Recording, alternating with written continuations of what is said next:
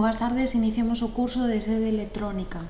Vamos a explicar en primeiro lugar que é a administración electrónica. Todos os trámites que nós podemos facer dende o noso ordenador desde un dispositivo, tablet ou móvil os 365 días do ano, ás 24 horas, 7 días a semana. Ben, si nós presencialmente nos diriximos a unha administración, nos personamos e nos temos que identificar co noso DNI electrónico, digitalmente vamos a necesitar o certificado digital para poder identificarnos. Como consideracións previas, importante ter tanto o equipo como os navegadores actualizados. Vamos a comprobar, vou vos ensinar como teríades que verificar no vosso ordenador si tendes o dispositivo entón actualizado. No meu caso en Windows, simplemente en esta barra de búsqueda vou a escribir actualizar, ben? E en buscar actualizacións xa nos vai aparecer se o noso dispositivo está actualizado ou non. Ben, a nivel dos programas que utilizamos de acceso a internet, en este caso temos instalado 4, Firefox, Edge, Internet Explorer e Google Chrome. Entón vou a ir a este último, Google Chrome, os 3 puntos, axuda, información de Google Chrome, e aquí xa nos vai a indicar se está actualizado. Ben, vamos a facer o mesmo cos outros dous que son os que máis utilizan, Edge e Firefox. Entro entón no que é o programa, Microsoft Edge. E igualmente no lado dereito, os 3 puntos, axuda acerca de Microsoft.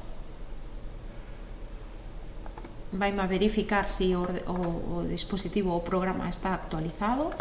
E xa por último, no caso de Firefox, no marxe dereito igualmente, 3 rayas, axuda acerca de Firefox e fará a comprobación.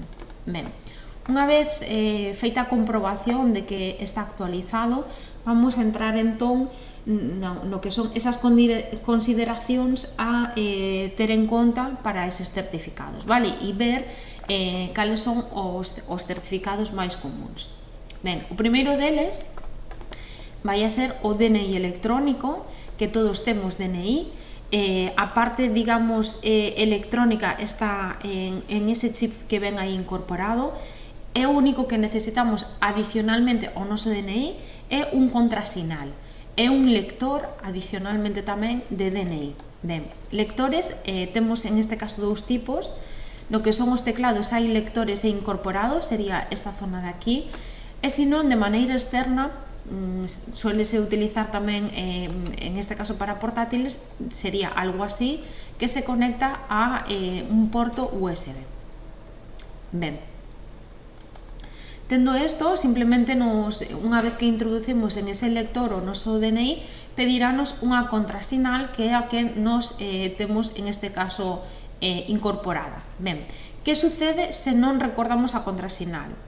Ben, terémonos que dirixir entón a unha oficina da Policía Nacional, as máis cercanas Ferrol, Santiago ou Coruña, a esta máquina en concreto, vale? Podes acudir para isto só sin cita previa, entón dirixímonos a esta máquina, introducimos aquí o noso DNI e a través dos nosos dedos coas huellas vai a identificar que somos nós e vamos a poder modificar ese contrasinal, vale?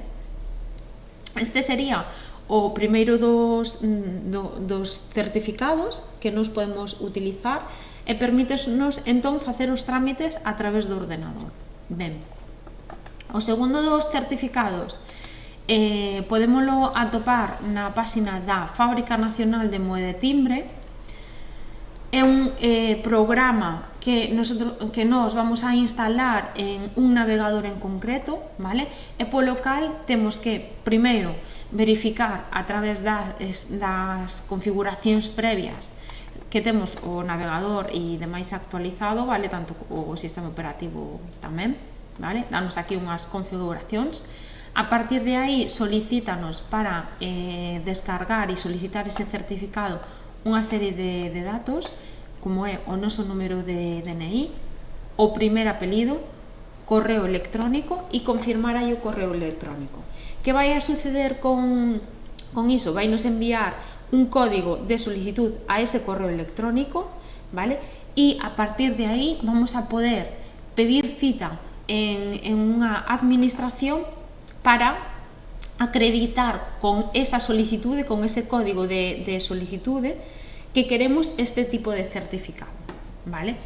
A cita, en este caso, onde podemos pedila? Pois a miña recomendación, por proximidade, por cercanía, pois é Axencia Tributaria Cita Previa.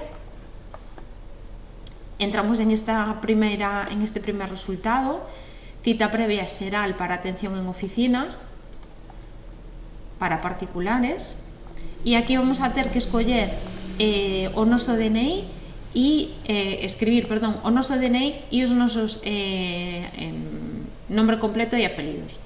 Ben, a partir de aí vai nos a indicar para que queremos a cita, entón hai unha opción que é rexistro en clave ou certificado electrónico. Escollemos esa opción e darános unha cita para personificarnos ali e que o funcionario entón comprobe que somos nós e nos active, por decirlo así, ese certificado. Con iso volvemos ao navegador que estábamos utilizando, vímonos a este cuarto paso, descargar certificado, e escribimos de novo o noso número de DNI, primer apelido e ese código de solicitude. E a partir de aí permitiría descargar o certificado en este navegador, exportalo a outros navegadores, pois en este caso a Edge ou a Firefox, ou incluso a outros dispositivos, a un teléfono móvil, e tamén facer copias de seguridade dese certificado. O funcionamento é moi similar ao que é o DNI electrónico, é un programa que instalamos no navegador, no ordenador, non necesita, en comparación co DNI, o lector, pero sí vai a ter un contrasinal que é o que vamos, unha vez que entremos en cada sede, vamos ter que escribir. Ben. E xa por último, o terceiro dos certificados que vos pode igual sonar pola Axencia Tributaria, pola declaración da renta, clave PIN. Este, a diferencia dos anteriores, non necesita, digamos, de unha instalación en un primer momento, vale? Para obter esta chave concertada, este certificado podemos facelo mediante unha cita previa, en este caso na Axencia Tributaria, volvemos a escribir o noso DNI, o noso nome completo e apelidos, e seleccionamos a opción de rexistro en clave. Unha vez nos personifiquemos ali, dannos de alta en este servicio, en clave, e a partir de aí o funcionamento é moi simple. Temos dúas opcións: descargarnos a aplicación no móvil dende as tendas oficiales, Play Store ou App Store, ou ben, se non, recibindo ese código a través de un mensaxe de texto. Vale? Estas serían os tres certificados que nos solemos utilizar, que temos aí disponibles. Entón, con eses tres certificados, vámonos a ir a parte da administración electrónica. Como podemos realizar eses trámites? Ben, de primeiras, o que vos quería ensinar, vou ir pechando aquí ventas que teño abertas. O que vos quería ensinar é a diferencia entre unha sede electrónica e unha páxina web. Entón, vou entrar, no noso caso, na páxina web do Concello de Betanzos.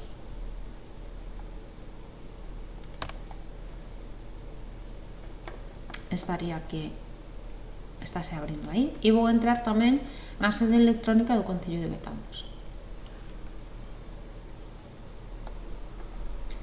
De primeiras, diferencia unha, a dirección web non é a mesma, vale? Varía. En unha, en concreto, na página web, nos podemos interactuar simplemente para realizar comprobacións e verificacións de información, consultar, vale?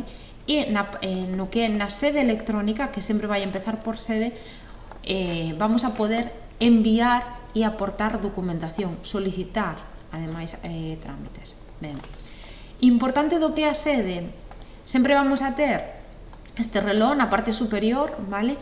É un reloj onde marca a fecha actual e a hora, E isto é porque pode haber trámites que se encontran en esta parte central que teñan unha data de inicio e unha data de fin.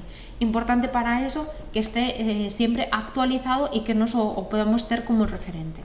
Ben, o funcionamento, os procedementos, as solicitudes e inscripcións que podemos facer van estar aquí.